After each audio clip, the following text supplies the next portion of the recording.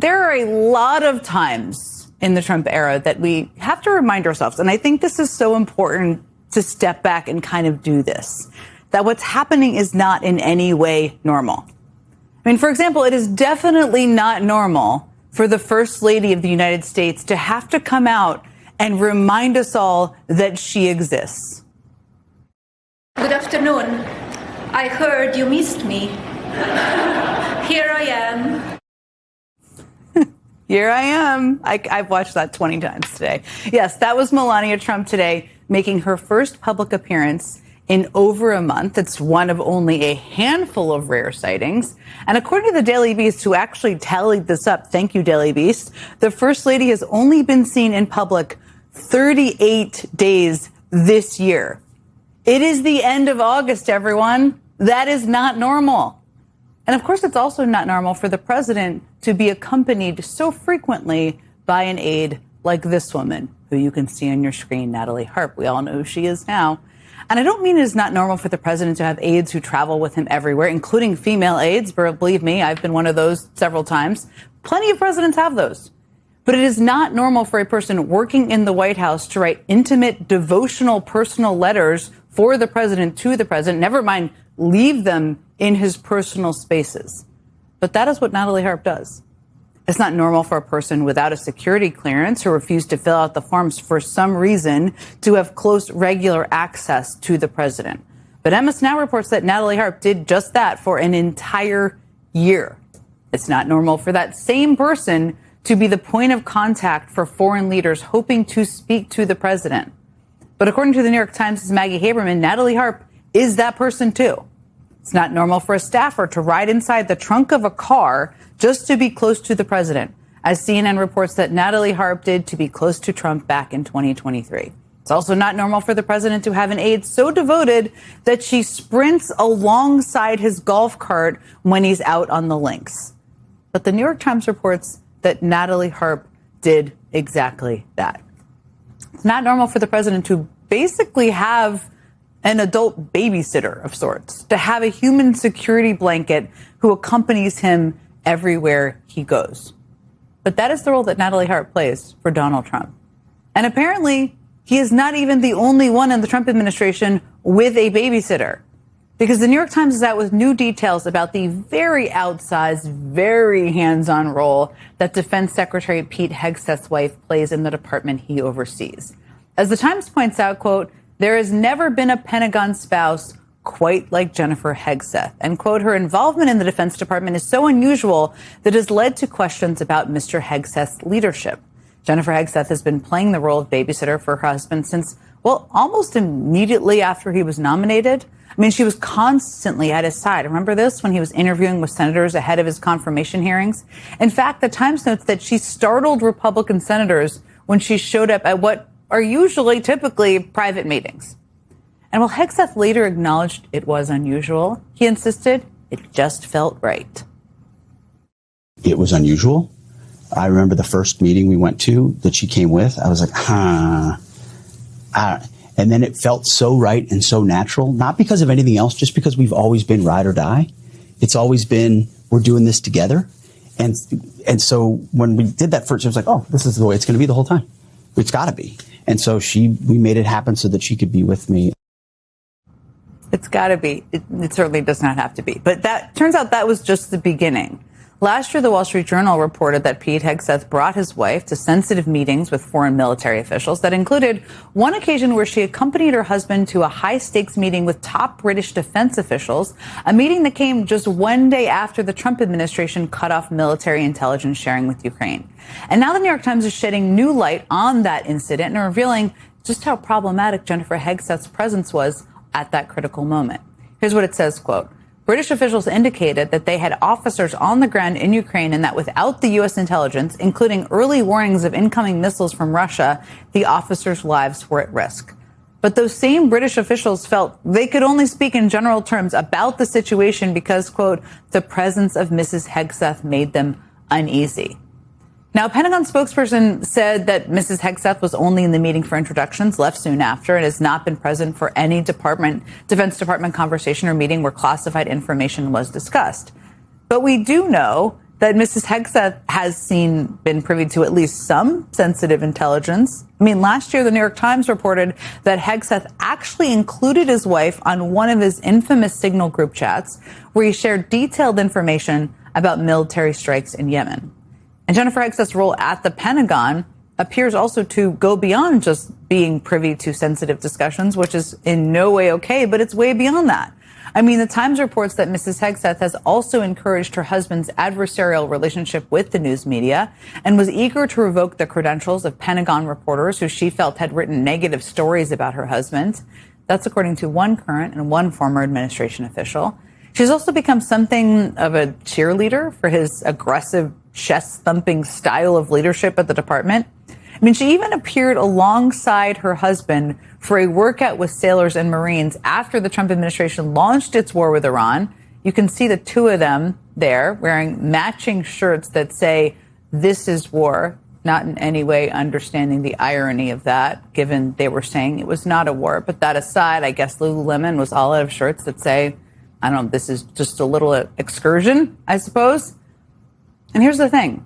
Despite her constant presence at Pete Hegseth's side while he's on the job, the Pentagon won't even say whether or not she has a security clearance. Even Hegseth's own former Pentagon spokesperson finds the whole thing outrageous. As he told the New York Times, quote, "It's bonkers that a defense secretary would involve his wife in his sensitive official duties, including sharing details of an impending military operation and face zero consequences." But in Donald Trump's White House and administration, bonkers is kind of the new normal. Whether it's Pete Hegseth's wife or Natalie Harp, there are serious security concerns raised by the unusual roles that these people have assumed. And what can you do? Apparently, some adult men need their babysitters. There's that. And in this case, those men just happen to be the commander-in-chief and his secretary of defense. When Donald Trump was in college, happily avoiding the military draft for the war in Vietnam, the most famous cabinet secretary in Lyndon Johnson's cabinet was the Secretary of Defense, Robert McNamara. Robert McNamara's service in the cabinet ended, as Scott Bessent's will, in total failure. That's where Donald Trump saw those glasses, on Robert McNamara. Robert McNamara was wrong about the war in Vietnam, and Scott Bessent is wrong, as far as we can tell, about everything. Scott Bessent may look the part in Donald Trump's mind, but his personal and professional resume are not what fanatical Trump supporters would have been hoping for in a Treasury Secretary. Fanatical Trump supporters would expect to find a gay man married to a man and raising two children together after having worked for George Soros in the Obama cabinet or the Biden cabinet. But there he is with his Robert McNamara glasses in the Trump cabinet. He solidified his position in history today as the most ignorant Treasury Secretary since oil was discovered on planet Earth in 1859 when he said this. We got a spike in oil prices today that I don't really understand. Every single American who paid more for gasoline today knows they paid more for gasoline today because of Donald Trump's war in Iran, which Scott Bessent, who never served a day in the military, so enthusiastically supports, but apparently does not understand, and does not understand what that war does to oil prices. When Robert McNamara was busy losing the Vietnam War every day in the 1960s, members of the Johnson administration kept talking about the light at the end of the tunnel, which they may have believed when they first started using the phrase. In 1965, Henry Cabot Lodge Jr., American ambassador to South Vietnam, wrote this assessment of the war to President Johnson. "It will be straightforward, if slow, plowing ahead with the light at the end of the tunnel growing brighter all the time." That was 1965. The American military and Defense Department didn't really know what they were doing in Vietnam in 1965, but they also could have been guessing wrong about the light at the end of the tunnel. A year later, in 1966, President Johnson said in a speech, "Americans often grow impatient when they cannot see light at the end of the tunnel." And by that time, Lyndon Johnson was becoming impatient with impatient young Americans who were beginning to protest, loudly protest, being sent off to a war that seemed pointless. But a year later, the light at the end of the tunnel had dimmed to the point that by 1967, Treasury Secretary Douglas Dillon said, "We must give some hope that there is a possibility in the next 2 or 3 years of seeing light at the end of the tunnel." By 1967, Vietnam felt like a forever war. And the Treasury Secretary was saying, if we could just say that it would be over in 2 or 3 years, people would support us. It took years for the people in authority in American government to stop believing in the light at the end of the tunnel in the Vietnam War. Donald Trump's phrasing for the light at the end of the tunnel in his Iran war has been 2 or 3 days. 2 or 3 weeks, any day now. Donald Trump has predicted the end of his war in a couple of days for more times than anyone can remember, and he's been wrong every single time. And today, Donald Trump's Treasury Secretary gave this time estimate for Donald Trump's war. This Iran conflict, we will get on the other side of this. We don't know when. We don't know when. That's a lot worse than Lyndon Johnson's Treasury Secretary saying 2 or 3 years. We don't know when is the very definition of a forever war. And so Donald Trump's Treasury Secretary did him the favor today of, in effect, declaring Donald Trump's war in Iran to be taking its place in the list of America's forever wars in that region in the 21st century. That's what Donald Trump's central casting Treasury Secretary did for him and his war today. And while he was at it, Scott Bessent became the only Republican Treasury Secretary in history to show absolutely no concern whatsoever about the national debt on a day when it hit a new historic high, a Trump-achieved high of $40 trillion. In his first 100 days in the White House, Donald Trump said he would, quote, pay down our national debt, and it'll all happen very quickly. And since that day, Donald Trump has paid up the national debt, increased the national debt by $3.8 trillion. Donald Trump and Scott Bessent managed to increase the national debt by more than 10% and push it up over $40 trillion. And then keep waging a very expensive war in Iran that is pushing the national debt up every single day with no end in sight. That's what Scott Bessent said today. No end in sight for Donald Trump's war. Yesterday, Donald Trump announced a vague outline for new sanctions against Iran, saying this will be an economic D-Day. The real D-Day was the deadliest day for American military in World War II, with 2,501 American war dead, with an additional almost 2,000 Allied soldiers, mostly from Britain and Canada, lying on the beaches that day beside their American comrades in arms. A total of 4,414 dead, just on our side of the D-Day invasion.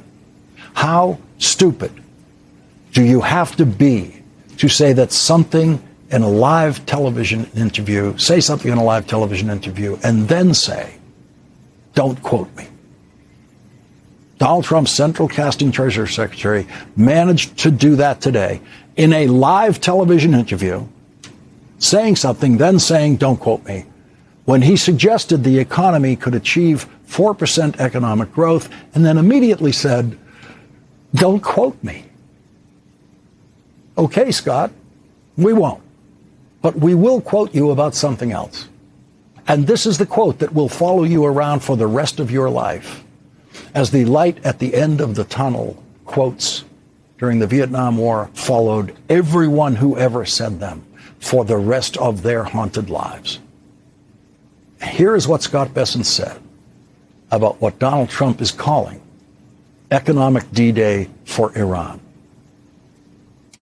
We are going to squash the economy of this murderous regime. It is going to work in Iran, and we are going to collapse this regime. We're going to collapse this regime.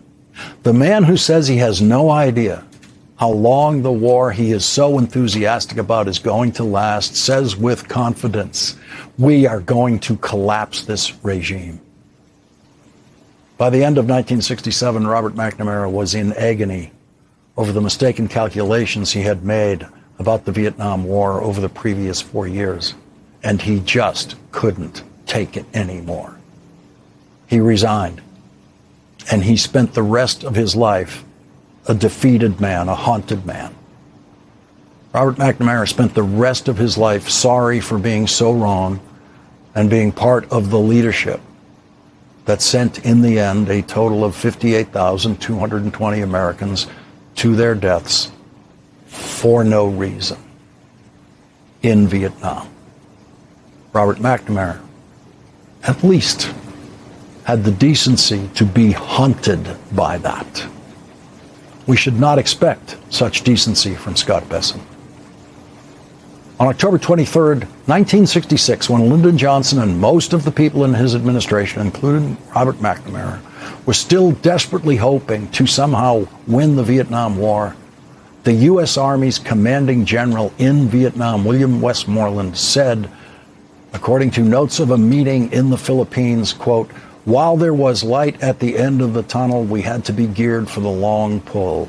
The enemy is relying on his greater staying power. It is only his will and resolve that are sustaining him now, and his faith that his will is stronger than ours." His will was stronger than ours.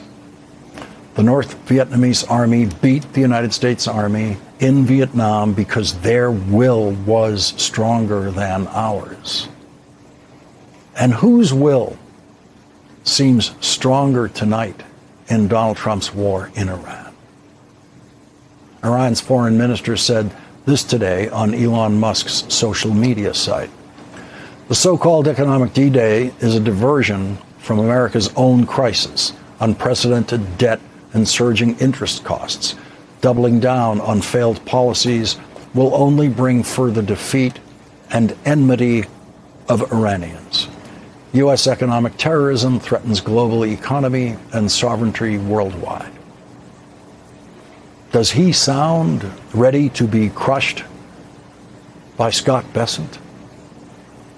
We don't know when Donald Trump's war is going to end, but we know how it is going to end. We have seen this before. CBS News anchor Walter Cronkite saw it in 1968 when he went to Vietnam and on February 27th delivered the most important nightly news coverage in the history of the Vietnam War. To say that we are closer to victory today is to believe, in the face of the evidence, the optimists who have been wrong in the past. It is increasingly clear to this report that the only rational way out then will be to negotiate, not as victors, but as an honorable people who lived up to their pledge to defend democracy and did the best they could. This is Walter Cronkite. Good night. Two successive presidents, Lyndon Johnson and Richard Nixon, were incapable of facing the reality that Walter Cronkite saw on February 27, 1968. Two successive presidents were incapable of conducting real, effective negotiations to end the war in Vietnam, negotiations that Walter Cronkite saw were absolutely necessary. And so, in the end, we fled. The United States Army retreated. And the last Americans were chased out of Vietnam, which is now a tourist destination for American honeymooners. We did not win regime change in Vietnam. We simply, at long last, came to our senses. Tonight, Donald Trump is more lost than any American war president has ever been, and his Treasury Secretary is right about exactly one thing. He and we have no idea at all, when Donald Trump's war in Iran will end.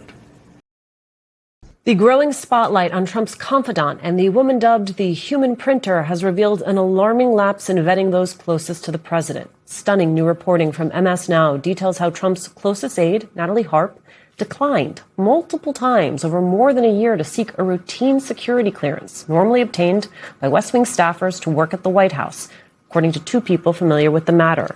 Both people said Harp's reasoning for declining to complete the process was unknown. After concerns mounted among the White House counsel's office and security officials, the president himself intervened, and Harp in recent months filled out the forms to launch a formal federal background investigation and received the clearance, one of the people said. I want to bring in MS Now senior investigative reporter Carol Leonnig and political analyst and host of the Bulwark Daily podcast, Tim Miller. Carol, is opting out even a thing? I've never heard before of a White House staffer just declining to go through the process. Nor have I, and hats off to Jake Traylor and Jackie Alamany. I helped them a little, but they nailed this reporting, and I'm really impressed by what they were able to learn. It is unusual beyond anything I've seen before, but I think it's fair to remind people, Alicia, that Donald Trump's security clearance process for this administration, round 2 of the Trump White House, has been also unprecedented. You'll remember that he declined initially to agree to FBI background checks of any of his future nominees when he was in transition. He was late to finally strike an agreement for those background checks. And ultimately, as we reported here at MS Now, he only agreed to security clearances for cabinet secretaries and very, very, very senior officials. So a lot of background checks for officials never, ever actually were completed.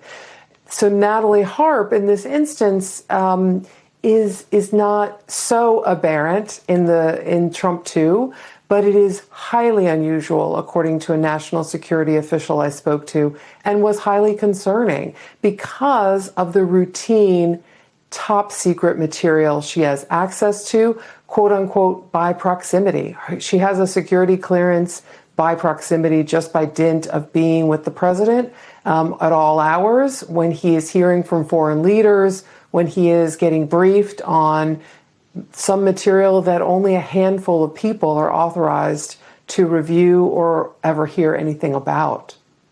And concerns from the Secret Service, what are they particularly concerned with here? I'm Carol. so sorry. I couldn't hear you if you were asking No, me that question. I'm curious because some of the concern was coming from folks inside the White House. Some was coming specifically from the Secret Service. And I wonder, sort of given your deep sourcing and reporting inside the Secret Service, what, if anything, you've heard from them about the complexity that this presented? Yes.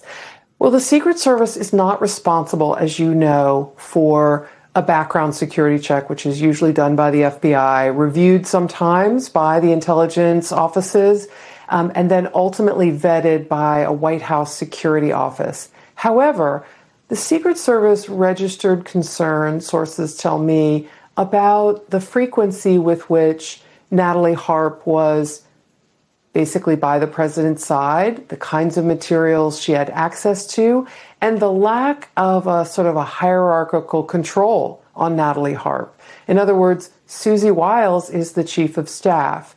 Why was Natalie Harp able to avoid a basic and sort of what you consider fundamental part of being a member of the executive office staff? Why was she able to avoid that and all this time? It brings to mind for me, and sources at the Secret Service also reference this with me, the security clearance that the White House career staff did not agree that Jared Kushner was eligible to have. They did not think he could have the highest security clearance after concluding that foreign officials believed he was manipulable. And Donald Trump intervened in that instance to basically declare that this family member, the husband of his wife, would have a security clearance without any career staff signing off on it. It would be granted by him.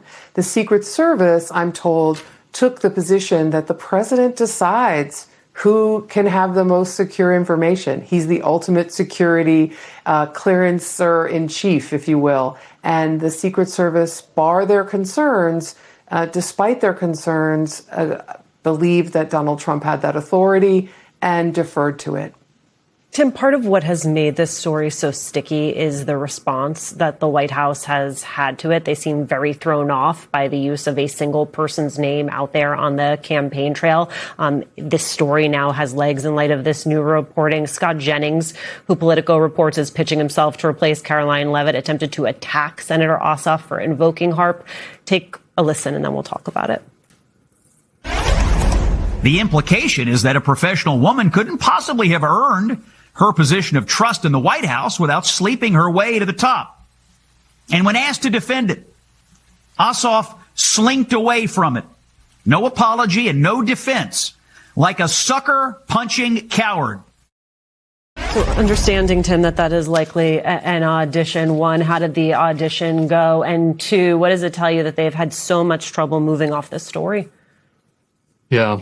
It's hard to resist saying quiet piggy to Scott Jennings every time he starts talking about this and pretending like he cares about women's feelings while he shills for Donald Trump and auditions to be his press secretary. I mean, Donald Trump has made a habit of saying so much nastier things about women than this. And I mean, heck, even Jesse Waters over on Fox had the dignity, maybe is the word, or whatever, to not pretend to be outraged about this. Mm-hmm. Yeah, sure.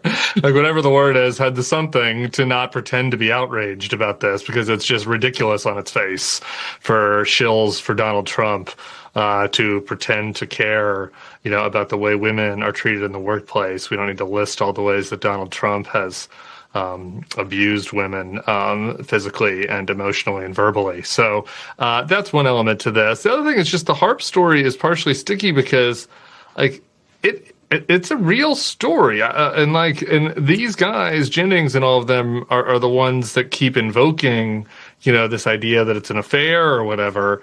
And it's kind of like, regardless of what exactly is happening, I mean, even if this is just simply a situation where there is a staffer that is doting upon Donald Trump, there's a lot of things of interest about it. I mean, as Carol was just laying out, the Secret Service had interest. There was no background checks to this.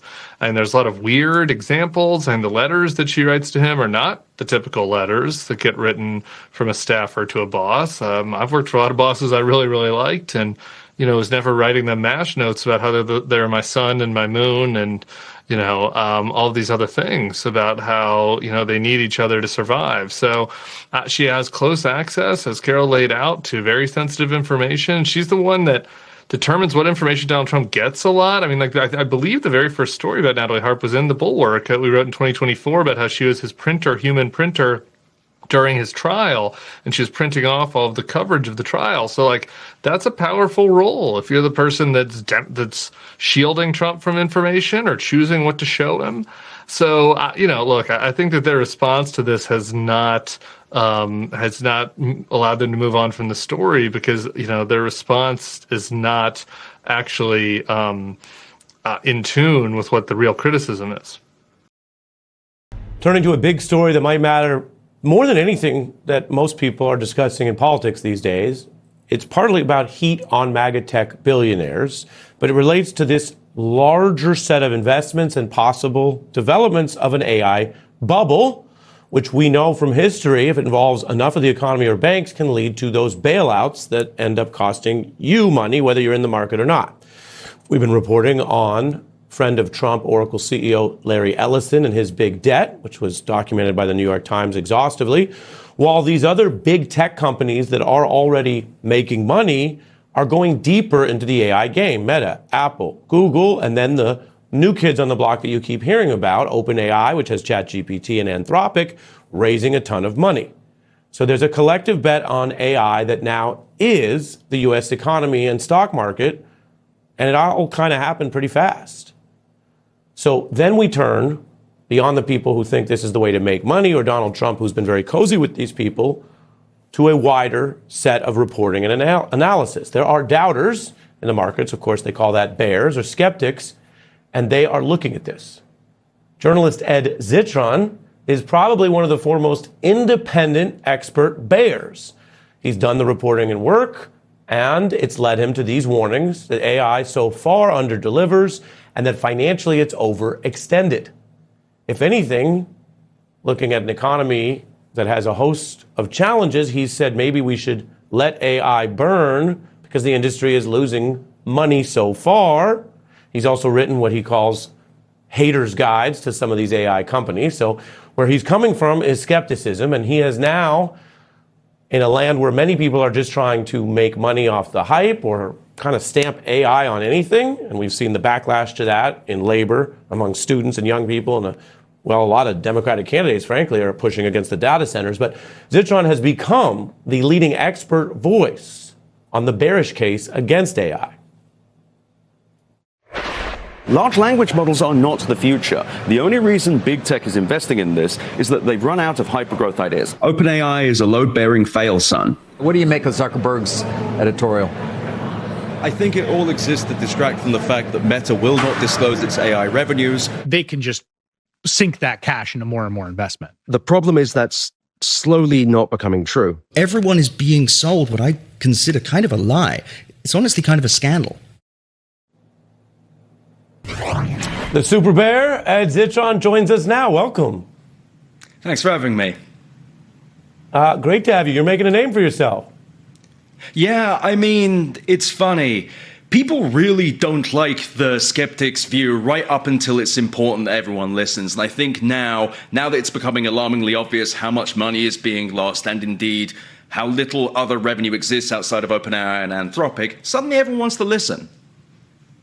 Yeah, well, we showed you've been called upon a lot of places. You're making your debut partly for that reason. So we think folks should at least listen to you tonight, make up their own minds. Let's jump right in to one of the key problems that you were early to spot, which is if this stuff is so great, why does it need so much subsidy? Why is there what they call this circular financing?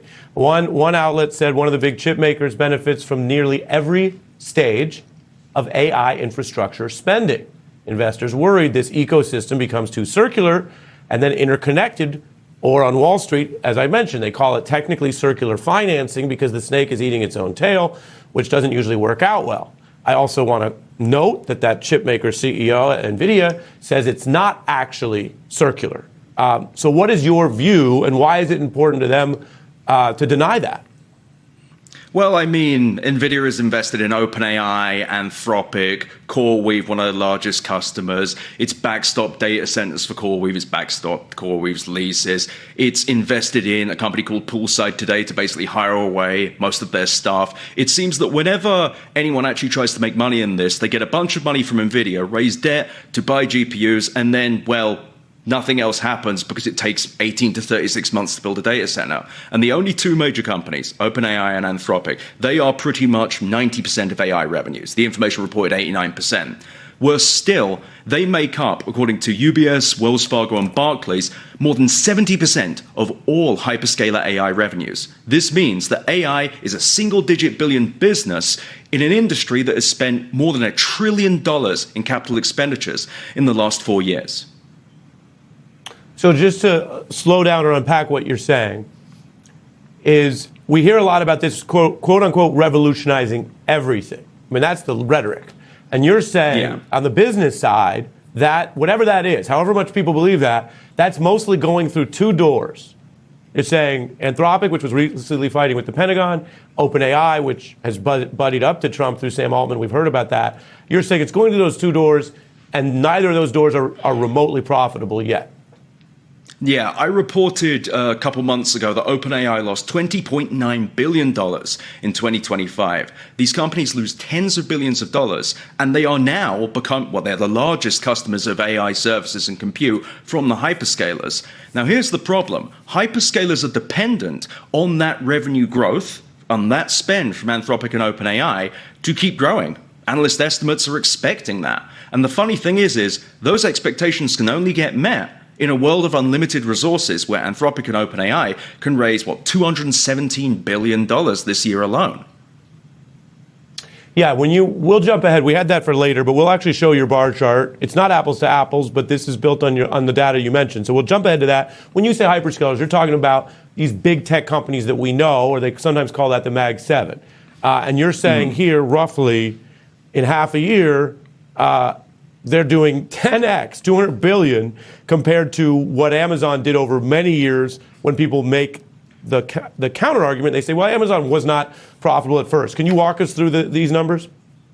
Absolutely. So, everyone talks about how Amazon Web Services, one of the most successful and profitable tech businesses in the world, how they were losing money at first and it cost a lot of money. Well, between 2003, which is the year it was created, and 2015, the year that Amazon Web Services became profitable, Amazon, writ large, so not just the server stuff, but also the logistics side, spent $29.7 billion in that entire period. Anthropic raised $30 billion in February.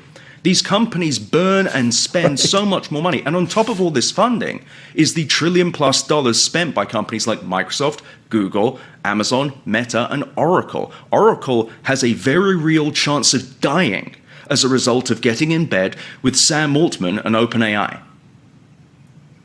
Right. At Oracle, that's Larry Ellison, who we've been reporting on, who was on the first full day of this presidential term, was at the White House, and he sort of tied himself in. And that goes to the thing that, Ed, you think about this constantly. A lot of other people don't. They think about their lives, gas prices, maybe the midterms. Our audience loves, we track elections. But if you're right, and I would even say if you're half right, if you're going in the right direction, everyone's going to care about this because they could very well topple the stock market in a way that then demands a bailout. And we know what that looks like. I want to remind people how this looks. Here we go. OpenAI's charm offensive seems to have hit a bit of a speed bump after implying that the federal government would serve as a backstop for the company. And this all comes as people question how the company is going to pay for that $1 trillion plus $1.4 trillion in commitments over the next 8 years. White House AI and crypto czar David Sachs is pushing back hard on the idea of a federal bailout for America's leading AI firms. So if you're partly right and this goes pop, would you say that the push from these people who have been very tight with Trump and certain people in our government, the push for a bailout is sort of low, unlikely, medium, or high risk? I'm sure they'll try and get one, but the thing is, this isn't something you can really bail out, because it's not just OpenAI and Anthropic dying. 3 wishes to be exact, and ixnay on the wishing for more wishes. That's it. 3. 1, 2, 3. No substitutions, exchanges, or refund. We are about to create a genie that can grant any wish. There you have it. From mythology, fantasy, children's stories, to one of these tech titans at an AI company, Altman, saying they will have the genie level option. No word on whether they will limit you on the wishing for more wishes. And we have this claim coming across from more than just one company. Those big tech companies, what our guests call the hyperscalers, include Meta's Facebook, where Zuckerberg might be viewed skeptically as he's gone from the metaverse to AI as a kind of savior for what his company's future could be. He's had other controversies, we know. And let's look at his trajectory and the criticism he's faced, including from our guest, a prominent co-founder. I will get it under control. I will call someone and see what the next move is, but this is going to be news now. I'm a free speech absolutist. I'm not the one who's lying, and I'm not stopping them from seeing someone who is. I hope that we will get to a point with AI where you can write verifiably secure code. I worry about a bubble in that space with so much money. Jokingly, some might call you a class trader. Well, if so, I think take it as a compliment. That last voice is Chris Hughes, now chair of the Economic Security Project, co-founder of Facebook. He's been on this program before and drew a lot of interest in the so-called tech power when he wrote in the New York Times, I co-founded Facebook, it's time to break it up, discussing how it was one of the tech companies that had just grown too big and powerful that predates this AI boom. Chris Hughes joins us along with the newly dubbed Super Bear, Ed Zitron, who's back with us. Chris, what do you see here, especially with some of the now older big tech companies, including Meta, and this sort of set of AI issues we've been discussing? It's a free-for-all, Ari. I mean, the amount of investment capital that's pouring into this space is incredible.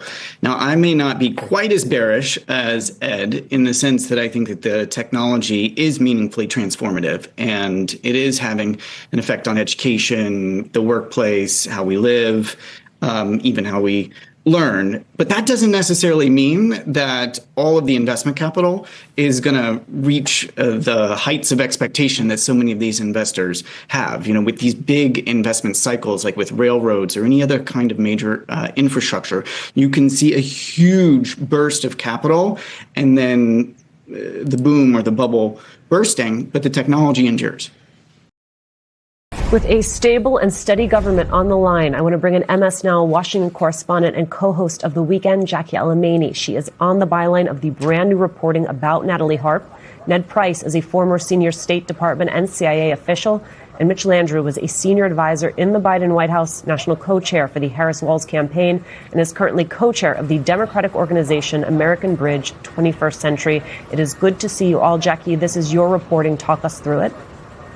Yeah, along with my colleague Jake Traylor, who's been all over this story. But essentially, we found out that Harp, who is in extremely close proximity to the president, you don't even need to take us on our word for that. Just look at the majority of pictures that are taken of President Trump, and you usually see Natalie Harp, his 35-year-old aide, close behind him. She is someone who is with him at all hours, and she declined for a good portion of the first year of the administration to fill out the forms required and submit them to get a security clearance.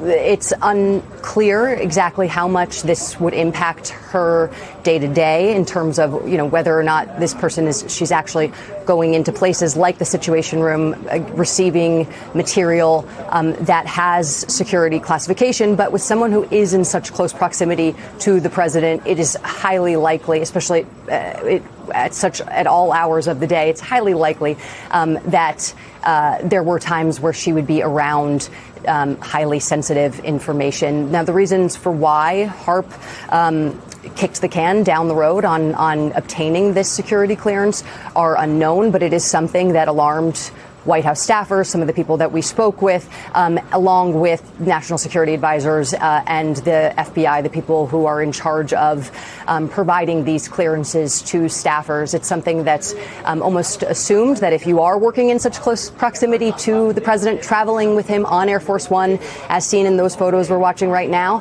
that those sorts of staff have those kinds of clearances. Yes, it is a very lengthy process. There are people in the administration who work in the White House in senior positions who have obtained extensions. We found that Harp did obtain several extensions along the way. That is a normal part of the process. But going for this long a period of time, declining to fill it out is not normal at all. Not normal at all. You said it was mind-boggling, Ned. Well, it's mind-boggling for a simple reason. Look, we've heard a lot about the administrative aspects of the job, what it means to be the quote-unquote human printer for President Trump, what those titles of special assistant or executive assistant to the president mean. But I think we have to consider the national security implications of this. And to my mind, the biggest implication is that you have someone who essentially has at least the ability to see everything that crosses the president's desk, whether it's from within the White House, from places like the National Economic Council, the Council on Economic Advisors, the Domestic Policy Council. And here's where you get into challenges, like the National Security Council, or from other departments and agencies like the Central Intelligence Agency or other parts of our intelligence community. Let me put this in perspective. When I worked in the White House, I went over there from the CIA. Rather than just assume that as a CIA officer I had a security clearance, the White House double-checked that to make sure I actually had one, that I was in good standing, and that I could see everything that I was supposed to see. In my last job in government, I received the PDB, the Presidential Daily Briefing, every single day. And yet I still did not have all of the code word clearances the President of the United States did. Someone in Natalie Harp's role who could potentially be within earshot of all of those conversations and see every single document that's going to the president's desk, you better hope that she at the very least has a clearance. One final point on this, because we could spend hours talking about this, but there's the hypocrisy of all of this. I've got 2 hours, so take your time. There is the hypocrisy of all of this. After all, this was the president who in 2016 essentially ran on information security. Remember butthurt emails? There was a whole issue with a former Secretary of State and her information security practices. The fact was that this was the president who championed those, who championed doing things differently, and this is what we see now. Let me just ask you real quickly before I move on to what this tells us about the White House itself. Is opting out an option?